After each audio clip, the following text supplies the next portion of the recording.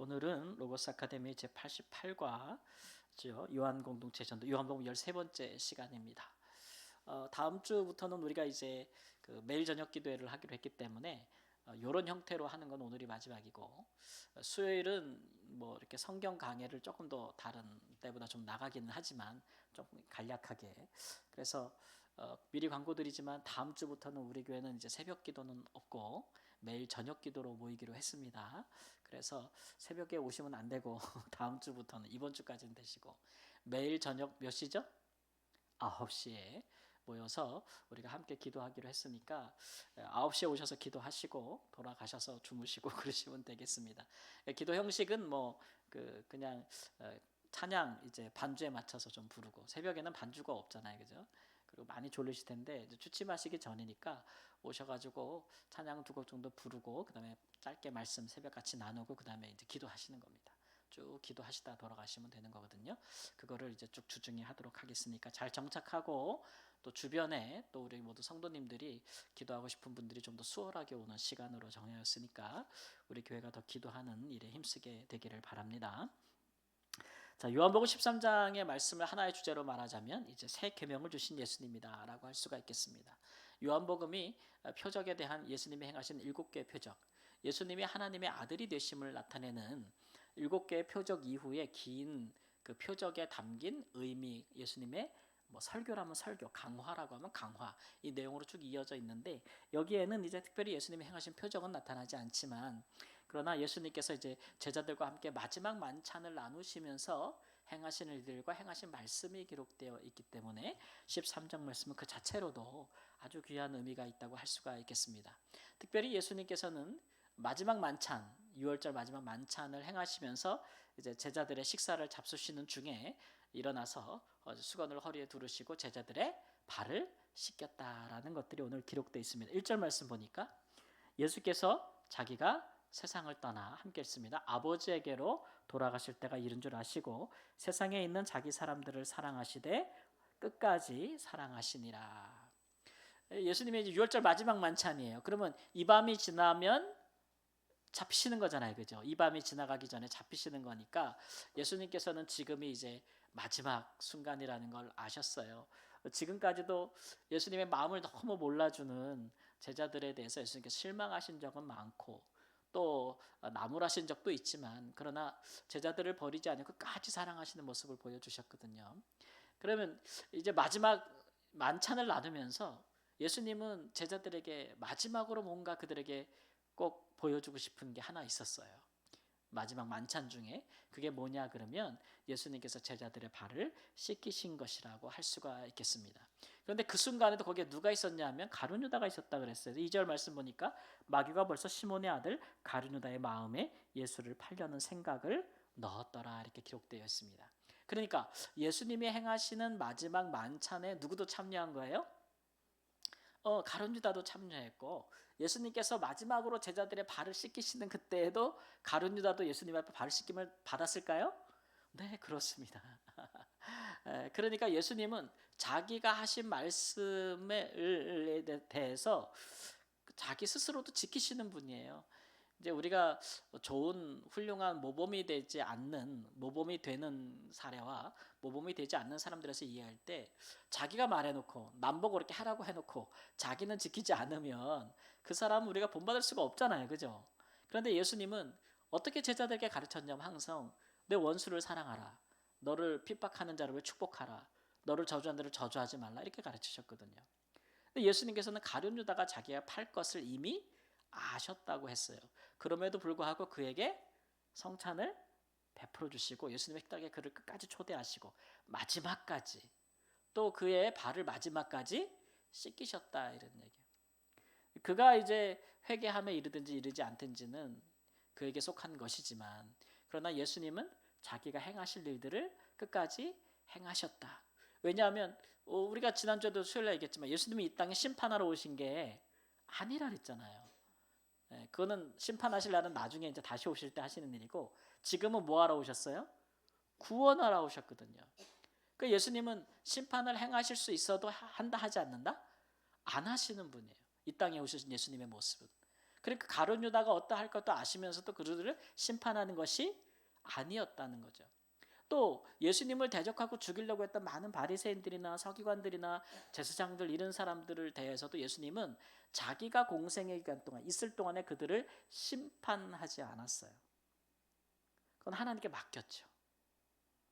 자기가 죽임을 당할지언정 그들을 죽이려 하지 않으셨단 말이에요. 그는 이 땅에 심판을 행하러 오신 게 아니었기 때문에 지금은 오직 구원하러 오셨기 때문에 그렇다는 것이죠. 이렇게 이제 예수님께서 제자들의 발을 씻겼습니다.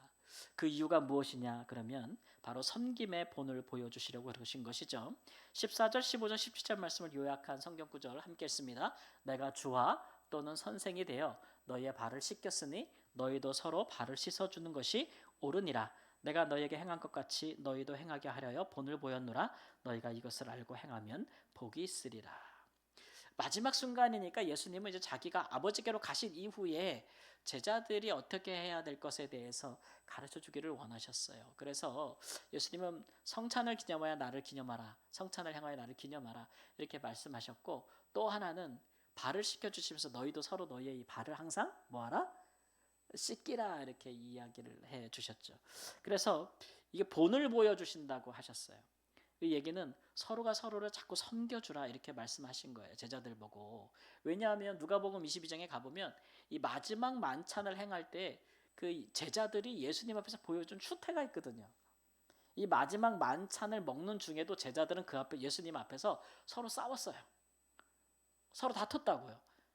뭐라고 다퉜을까요? 네가 높으냐? 내가 높으냐? 내가 잘났냐? 네가 잘났냐? 얼마나 싸웠는지 이 손가락 이렇게 하는 손가락이 아마 상대방 콧구멍에 들어갔을 것 같아. 사대시로 싸우지 않았을까? 예수님 앞에서 그런 일을 하고 있었거든요. 그러니까 예수님께서 왜 이런 퍼포먼스를 보여주셨는지를 우리가 알 수 있는 그렇게 하지 말라는 거죠. 섬기는 자가 되라. 그것이 내가 주와 선생이라 너희 발을 씻기지 않았느냐. 그렇게 되는 것이죠. 근데 이 말씀을 하시면서 또 가룟 유다의 발도 씻겨 주시잖아요. 그러면서 예수님께서 내 떡을 먹는 자가 내게 발꿈치를 들었다라는 표현을 인용하세요. 시편 41편 9절에 있는 말씀이에요. 이것은 다윗이 굉장히 고난 받을 때에 늘 왕의 식탁에 앉아서 함께 먹고 자기가 함께 먹였던 사람이 자기를 배반할 때 그 경험을 시편에 기록되는 건데 예수님께서 그것을 이제 인용하셔서 나를 팔 자가 배신할 자가 나와 함께 여기서 지금 내 식탁에 참여하고 있다는 것을 또 이야기하고 계시는 거죠. 그리고 세 번째 이제 본격적으로 더 가룟 유다의 배신을 증언하고 계십니다. 21절 말씀 보니까 내가 진실로 진실로 너희에게 이르노니 너희 중 하나가 나를 팔리라 이렇게 21절 말씀에 얘기하고 있어요. 너희 중 하나가 나를 팔리라. 그러니까 제자들이 누구냐 서로 의심하고 있는 거예요. 그런데 예수님 옆에 이제 예수님께서 그 사랑하시는 제자라고 별명이 붙었던 사도 요한이 같이 예수님 가까이에서 품에 같이 있어서 식사 마지막 만찬을 나누고 있는데 근데 베드로가 저쪽에서 이제 사도 요한에게 성경을 보니까 머리짓을 이렇게 하는 거예요. 예수님이 이 말씀을 하시니까 이렇게 하는 건 무슨 의미예요? 물어보라는 거예요. 예수님한테. 그게 누구냐고. 누구냐고 물어보라는 거죠. 그러니까 예수님께서 내가 떡 한 조각을 적셔다 주는 자가 그니라 하고 그 떡을 잡아서 적셔서 누구에게 줬어요? 가룟 유다에게 줬는데 예수님께서 이 말씀을 하실 때 모든 사도들이 듣게 안 하셨다는 거예요. 사도 요한이니까 조그맣게 물어봤겠죠. 지금 누구예요? 이렇게 얘기했더니 내가 떡 한 조각을 주는 자니라 하고 딱 줬는데 가룟 유다가 그것을 받고 나갔다 그랬잖아요. 그러니까 적어도 누구는 안 거예요? 사도 요한은 안 거예요. 누군지. 베드로도 나중에 알지 않았을까요? 요한이 이렇게 눈짓으로 하지 않았을까 그렇게 싶어요. 그래서 예수님께서 가룟 유다에게 주시면서 내가 하는 일을 속히 하라. 야 빨리 해라고 준 거예요. 그러니까 이제 이 소리는 예수님께서 좀 크게 하신 모양이죠. 다른 제자들이 다 듣고 나서는 제자들이 예수님께서 뭐 물건을 사오라고 시키나? 왜냐하면 가룟 유다가 회개였잖아요. 아니면 지금 뭐 가난한 자를 구제하라고 시킨가 유월절을 맞아서 그렇게 생각했다는 거예요. 그러니까 그 자리에서 사도 요한이 막 떠벌린 거예요, 아닌 거예요? 떠벌린 건 아니다라는 것을 우리가 정황적으로 이제 알 수가 있습니다. 그렇게 예수님께서는 가룟 유다가 자기를 팔 것에 대해서도 아주 구체적으로 인식하고 계셨다라는 것을 알 수가 있고 오늘 말씀해 보니까 그것이 예수님의 심령을 굉장히 괴롭게 했다. 굉장히 고통스럽게 했다라는 것들을 이제 말씀하고 있는 것입니다. 그리고 나서 예수님께서 이제 말씀하시기를 31절의 말씀 보니까 지금 인자가 영광을 받았고 하나님도 인자로 말미암아 영광을 받으셨도다. 이 말씀을 하실 때 예수님은 가룟 유다가 나간 직후, 그러니까 가룟 유다가 이제 실행하기로 예수님을 팔기로 나간 직후에 이 말씀을 하셨어요. 가룟 유다가 이제 나갔으니, 사탄이 그 마음속에 들어가서 나갔으니 이제 예수님은 자기의 죽음이 곧 이제 들이닥치고 자기를 잡을 자들이 올 것을 인지하신 거죠. 그럼에도 불구하고 예수님이 하신 말씀 보면 그게 인자가 영광을 받았다라고 이야기하고 있어요. 요한복음의 일관된 메시지인데 뭐냐면 예수님은 자기의 죽음을 굉장히 참혹하고 비참한 순간으로 이해하지 않고 굉장한 영광의 순간으로 이해했다라는 것들을 우리가 요한복음에서 계속 보고 있잖아요. 예수님은 우리의 죽음, 자신의 죽음을 영광스러운 때로 이해를 했다. 그러면서 우리가 이 부분 다룰 때 우리 그리스도인들은 우리의 죽음을 굉장히 영광스러운 순간으로 여겨야 되는데 그렇지 못한다 이런 얘기 많이 했잖아요. 왜 우리에게 죽음은 가장 영광스러운 때일까요? 가장 영광스러운 사건일까요? 우리 주님을 뵙는 순간이고 우리가 부활에 들어가는 순간이고 낙원에 들어가는 순간이기 때문에 믿는 자의 죽음은, 성도의 죽음은 하나님께서도 귀히 보시는 것이고 사실 우리에게는 가장 영광스러운 순간인데 우리가 부활을 믿으면서도 아직 그 같은 믿음에 이르지 못해가지고 아직도 믿는 사람들이 우리가 그렇다고 뭐 돌아가셔서 막 해죽해죽 웃고 막 그렇게 하는 건 아니지만 그래도 슬픔 속에서도 가장 영광스러운 날로 때로 들어가셨다고 하는 그런 인식들이 많이 부족하다. 그런 것들을 좀 얘기한 적이 있는데 예수님은 자기의 죽음을 굉장히 영광을 받으시는 순간으로 이해하셨다라고 말씀하고 있습니다. 그러면서 이제 자기가 이제 죽을 것을 아시고 가까운 줄 아시고 제자들에게 마지막으로 하시는 게 뭐냐면 내가 너에게 새 계명을 주노니 이렇게 말씀을 하십니다. 그래서 34절 말씀 함께 읽겠습니다. 새 계명을 너희에게 주노니 서로 사랑하라. 내가 너희를 사랑한 것 같이 너희도 서로 사랑하라. 너희가 서로 사랑하면 이로써 모든 사람이 너희가 내 제자인 줄 알리라. 이렇게 말씀하셨어요. 예수님께서는 자신의 죽음을 가리켜서 요한복음에 계속 이런 표현을 주셨어요. 내가 아버지께로 간다. 내가 간다. 근데 이제 유대인들이 어디로 가냐? 그러니까 예수님께서 니는 나 못 찾아. 나 못 따라와. 이렇게 얘기하셨거든요. 그 제자들에게도 간다라는 표현을 자꾸 쓰니까 이제 베드로도 계속 말씀하기를 예수님께서 어디를 가든지 내가 따르겠다고 얘기하잖아요.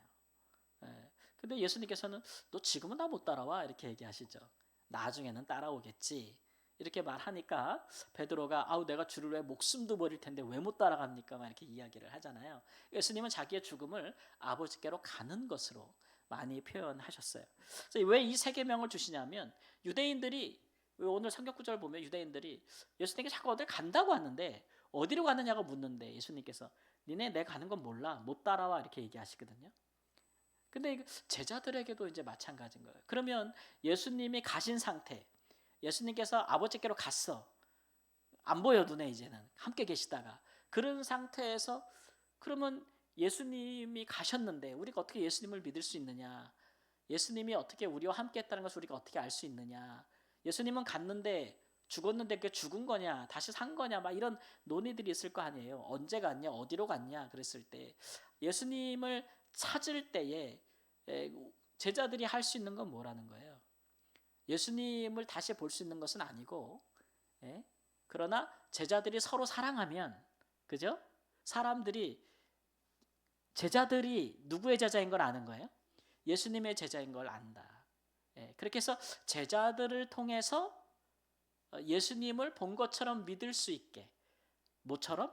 본 것처럼 믿을 수 있도록 그것이 가능하다고 이야기를 하시는 거예요. 그래서 모세는 굉장히 많은 계명을 줬잖아요. 모세는 굉장히 많은 계명을 줬어요.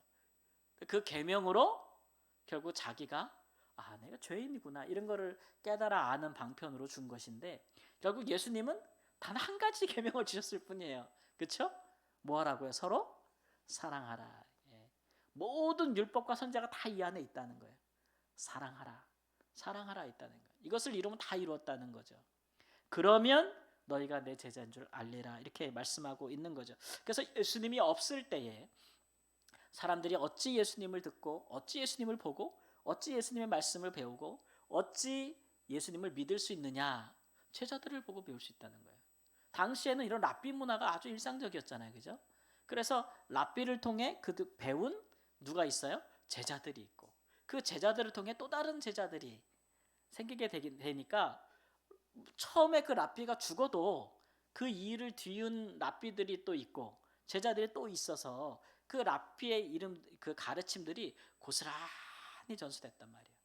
심지어는 당시에는 이렇게 기록 문화가 발달하지 않았을 때라도 랍비가 이렇게 선생님이 가르쳐 주신 것을 제자들이 다 뭐하냐면 다 암송을 해버려요. 암송을 다 해요. 암기력이 얼마나 좋은지. 야, 그게 가능한가? 그러면 여러분 우리도 옛날에 암기력이 다 좋았어. 생각해 보세요. 여러분 우리가 어릴 때 암기력이 얼마나 좋았나. 전화번호 수백 개는 외우고 다니셨을걸요? 누구네 집 그러면 그냥 다다다다다 다 나오지. 지금 하나도 모르고 다 깡통 됐잖아요, 우리. 그죠? 예. 우리가 안 사용해서 그래요. 그렇죠? 안 사용하고 자꾸 이제 기계에 맡기다 보니까 이제 그쪽으로 우리가 퇴화되는 거죠. 암기력이든지 우리 그런 능력들 뇌에 그런 것들이 퇴화되는 건데 사실은 이 기록된 것보다도 이 구전, 입에서 입으로 오는 것이 전달력이 더 뛰어납니다. 정확도가. 예. 이게 기록된 거는요. 되게 오타가 많아요. 그렇지 않아요? 오타가 많아요. 이렇게 베껴 써보세요. 여러분 성경을 써보신 적 있어요? 성경 쓰기 하다 보면은 연필로 할 수 없으니까 볼펜으로 자꾸 써요. 그 볼펜으로 자꾸 쓰다 보면은 뭐가 옆에 꼭 필요해. 뭐가 필요하죠? 화이트가 필요해. 저희 집사람도 말라위에서 뭐 이렇게 성경을 자꾸 쓰더라고. 한국에서 보내달라 해서 왜 이렇게 써? 그러니까 한손 나올 때마다 써. 이러면서 힘들 때마다 써. 이러면서 어려울 때마다 써.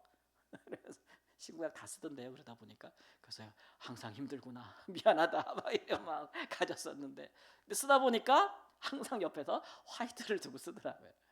예. 그게 표기가 오류가 많이 나잖아요. 특히 이제 히브리어 같은 경우는 점점이 많거든요. 그러다 보니까 섬을 찍고 안 찍고 막 이런 거에 따라서 오타가 많이 날수 1.1핵 막 이렇게 해서 오타가 날 수가 있거든요. 근데 구전이라는 것은요 의외로 오류가 없습니다. 정확도가 더 높아요. 그래서 그것을 노래로 뭐 무슨 문학으로 시로 그대로 전달이 돼요. 이렇게. 그래서 우리가 오히려 이런 구전이 더 정확할 때가 많거든요. 근데 어쨌든 이 선생님의 가르침들이 제자들을 통해서 이렇게 그대로 전해지는 거거든요. 그래서 그런 부분에서 제자들을 보면 그 선생을 보지 못해도 그 선생의 가르침을 알 수 있는 거예요.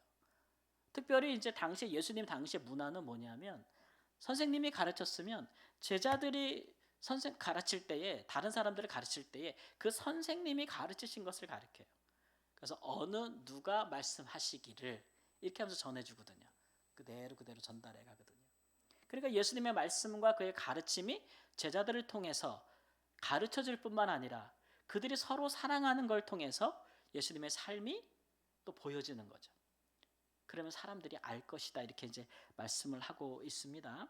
예. 그리고 나서 베드로가 이제 나 주님 따라가겠다 하니까 예수님께서 너 못 온다 지금 안 돼 그랬더니 내 목숨도 버릴 텐데 왜 못해요 그랬더니 예수님께서 하시는 말씀이 있습니다. 38절 말씀 내가 함께 읽습니다. 내가 나를 위하여 내 목숨을 버리겠느냐 내가 진실로 내게 이르노니 닭 울기 전에 내가 3번 나를 부인하리라. 이 적용 말씀을 제가 뽑아봤는데요. 베드로가 왜 예수님을 따라갈 수 없었는가? 지금 베드로는 굉장히 예수님을 어디든지 따라가겠다고 말하잖아요. 그리고 또 그것을 위해서 자기는 죽을 각오도 됐다고 이야기를 해요. 근데 예수님의 말씀은 네가 나를 위해 네 몫을 버리겠느냐 이렇게 물어요. 이 버리겠느냐라는 물음에는 진짜 버릴 거야? 라고 묻는 걸까요? 이 물음에는 베드로가 나 진짜 주님을 위해 죽겠습니다 그랬더니 너 진짜 죽을 거야? 놀랍고 막 이래서 물어보는 게 아니에요. 어떤 뉘앙스예요? 진짜 네가 나를 위해 죽겠냐? 이런 얘기예요. 믿어요 못 믿어요? 약간 그런 일이 이루어질 것 같지 않다고 하신 얘기. 예. 그리고 오히려 예수님은 오히려 넌 나를 부인할 거야 이렇게 얘기하거든요. 그러니까 예수님께서 제자들 이 베드로를 이렇게 판단하시는 이유가 있을 거예요. 대략 두 가지 정도로 생각해 볼 수가 있는데, 하나는 뭐냐면 베드로가 지금 예수님이 어딜 가든지 따라가겠다고 얘기하는 건데, 그게 예수님이 계속 얘기하신 그의 십자가 죽음이라는 것에 대해서는 아직 마음에 그렇게 인정하고 있지 못한 거예요. 그러니까 예수님이 지금 죽으러 아버지께 간다는 게 죽음을 통과해서 간다는 것, 십자가를 통해서 간다는 것에 대해서 그가 인정하고 있고 받아들이고 있지 못한 상태이기 때문에, 마치 예수님께서 어디 딴 데 여행 가시는 것처럼, 다른 데를 방문하시는 것처럼, 근데 그 길로 가는 길이 아주 어려워, 힘들 거야, 어려울 거야, 그러니까 아이 죽어도 간다고 그러는 것처럼 생각할 수 있는 건데, 예수님의 죽음에 대한 의미와 그 사실을 제대로 인정하지 못하면서 따라가겠다고 하는 것은 허황된 말이죠. 예. 그렇기 때문에 예수님께서는 그런 마음이기 때문에 예수님이 십자가를 앞에 둔 그날 밤에도 제자들과 서로 누가 크냐를 논쟁을 벌이고 있는 베드로가 갑자기 닥치는 예수님의 죽음 상태에서 그가 예수님과 함께 죽을 수 있는가, 그런 준비가 안 됐다는 거죠. 안 됐다는 거예요. 아직도 예수님을 통해서 큰 영광을 누리려고 하는 마음을 가지고 있는데 예수님과 함께 갑자기 죽는다? 이제 그런 일들은 일어나지 않을 거라고 정확히 현 주소를 그에게 지적해주고 있는 겁니다. 지금 베드로의 현 주소를 딱 지적해주고 있는 거고, 두 번째는 뭐냐면 이런 의미죠. 네가 나를 위해 죽겠느냐, 이런 말이죠. 그 얘기는 그 나를 위한 죽음의 그 의미가 없다는 얘기예요. 그러니까 예수님의 죽음의 의미는 분명하죠. 그것은 제자들과 우리를 위한 죽음인 거죠. 그 가치는 굉장하죠. 그건 대속적인 죽음이에요. 그러나 베드로가 예수님을 위해 죽겠다는 것은, 그것은 지금 구속적인 아무 의미가 없는 죽음이에요. 예를 들면 이런 거죠. 다윗이 하나님께서 자기를 위해 행하신 일이 너무 놀랍고, 자기가 정말 기름 부음 받은 이후에 정말 이스라엘의 왕이 되었을 때 너무 행복했잖아요. 너무 좋고 하나님이 위대하신 거예요. 나 같은 사람을 이스라엘 왕으로 삼으신, 그리고 그 실현하신 하나님, 그게 너무 놀라워서 하나님께 뭐라 그래요? 내가 하나님의 집을 짓겠다 그러잖아요. 내가 주를 위하여 집을 짓겠다고. 근데 하나님이 선지자를 보내 뭐라 그래요? 네가 나를 위해 집을 짓겠느냐, 이렇게 물어봐요. 그 얘기는 너 안 질 거잖아, 이 얘기가 아니에요. 예. 그러니까 네가 나를 위하여 집을 짓는들 내가 거기에 거하겠느냐, 이 말이죠. 이런 뉘앙스인 거예요. 오히려 내가 너희를 위하여 집을 짓겠다. 이게 다윗의 언약이거든요. 그러니까 고마운데 네가 나를 위하여 집을 짓는들 내가 거기에 거하겠느냐, 이런 얘기예요. 그러니까 베드로가 예수님을 위해 죽은들 그게 예수님을 살리겠느냐, 혹은 누군가의 죄를 사하겠느냐, 이런 얘기예요. 마음은 고마운데 그 죽음이 지금 의미가 있어요, 없어요? 아무 의미가 없다는 거예요. 그 얘기를 하고 있는 거예요. 그러나 예수님의 오히려 내가 너를 위해 죽겠다, 이런 말씀이거든요.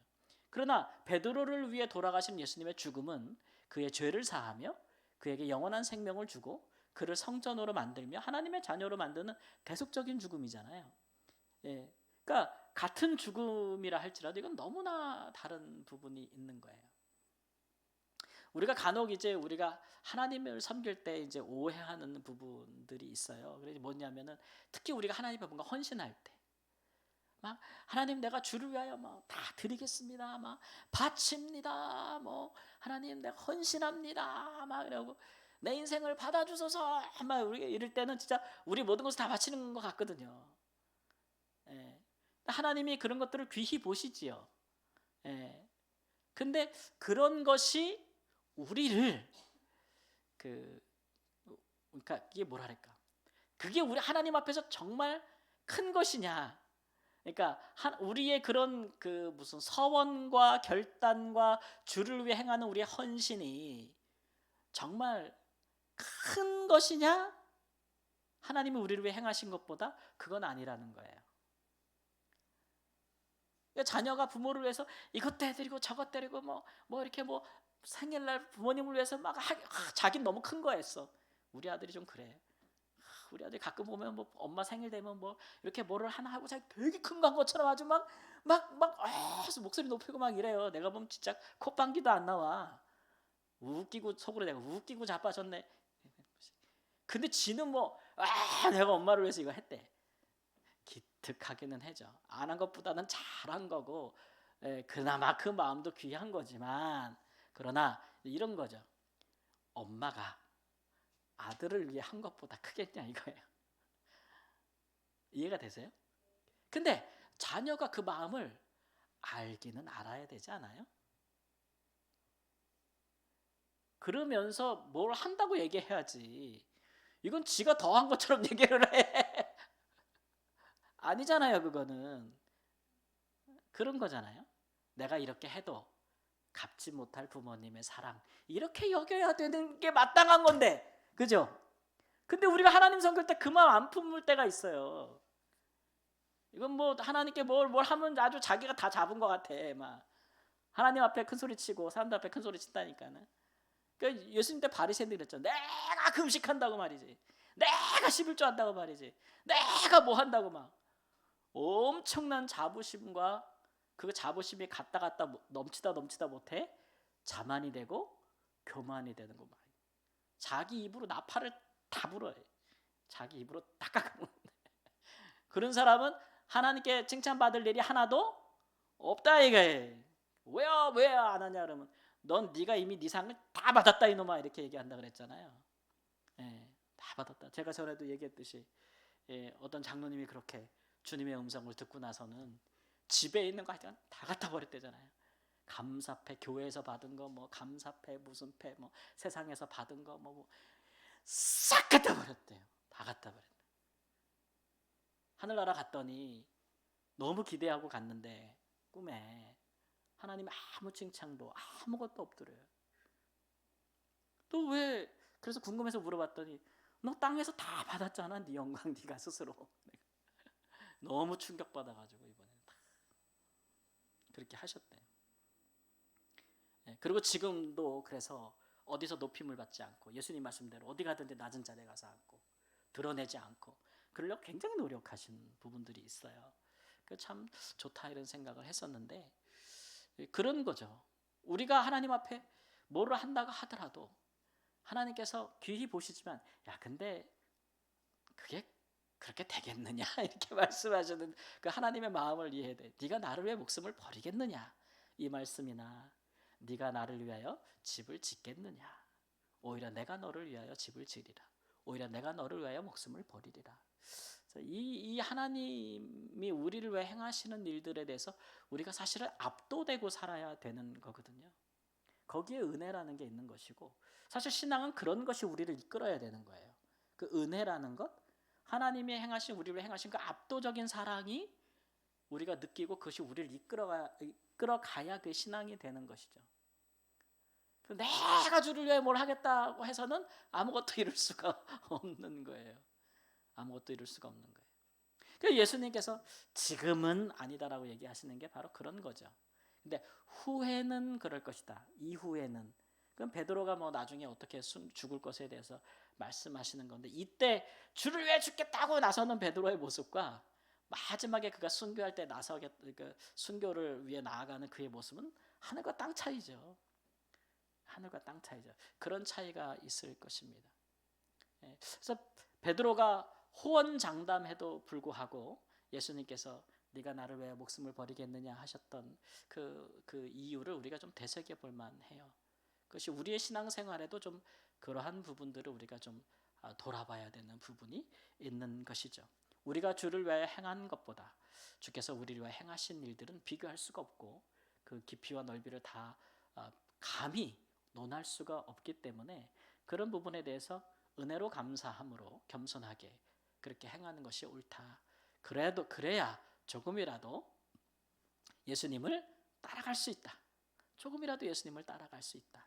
그러나 이런 호언장담과 예수님의 가시는 길과 의미, 뜻에 전혀 무관한 스스로의 열심과 스스로의 열정과 스스로의 의지로 드러내는 것들은 오히려 예수님을 따라갈 수 없게 만든다. 그런 것들을 우리가 다시 한번 생각해 볼 수 있기를 주님의 이름으로 축원합니다. 아멘. 기도하겠습니다. 주님 감사합니다. 하나님의 말씀이 또 우리 이전에 살았던 하나님 믿음의 사람들, 또 예수님을 보고 듣고 배웠던 따랐던 제자들의 모습을 통해서 오늘 우리의 모습도 돌아볼 수 있습니다. 제자들이 서로 사랑하였기에 예수님의 부재 상태에서도 많은 이들이 예수님을 보았고 들었고 믿었습니다. 오늘 하나님, 우리가 서로 사랑할 때에 우리를 통해서 하나님 예수님이 드러나고 우리가 예수님의 제자가 된 것을 보고 사람들이 예수님을 믿게 되는 줄을 믿습니다. 하나님 아버지, 우리가 우리를 높이며 말을 크게 하며 하나님 사람에게 보이려고 하는 것으로 하나님 우리가 주를 따르지 못할 것은 분명합니다.